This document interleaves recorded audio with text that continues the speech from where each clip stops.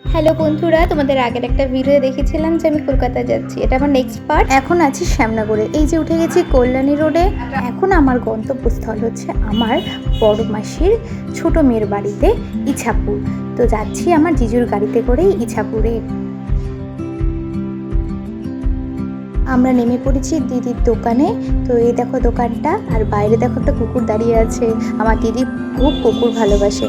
এখন যাচ্ছি আমার দিদির মেয়েকে নিয়ে স্কুলে। ওর আজকে প্রজেক্ট জমা দেওয়ার ডে ছিল।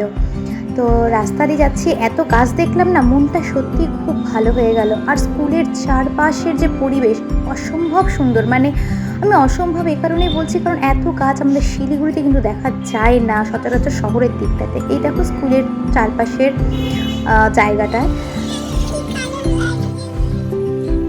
তো এবার চলে এসেছি দিদি বাড়িতে। কাণ্ডটা দেখো তোমরা। একটা ভিডিও করতে এরকম করছিস না, ছেড়ে দাও না। হ্যাঁ ঠিক আছে চলো। হট করে ওই দিকে দেখেছে আর ওপরে তো শুরু করে ভূমিকম্প এটা আমি চিৎকার করার কারণ হচ্ছে নতুন দেখেছে তো আমাদের, তার জন্য ও এতটা পরিমাণে চিৎকার করছে। ও কিন্তু আসলে খুব ভালো। আমার দিদি বাড়িতে কিন্তু 3টে কুকুর আছে, ঠিক আছে। এই যে কুকুরটাকে দেখলে, এটা কিন্তু আমার বড় মাসির ফেভারিট কুকুর। আমার বড় মাসি এখন বেঁচে নেই। তো যাই হোক, আমি এখন উপরে চলে এসেছি। আমাদের খাওয়া দাওয়া হয়ে গেছে। দেখো ওয়েদারটা কত সুন্দর, আর কি সুন্দর হাওয়া দিচ্ছিল। আর এই যে বারান্দায় খুব সুন্দর গাছ, আর এই দিকে দেখো তো পুরো কালো অন্ধকার হয়ে এসছে।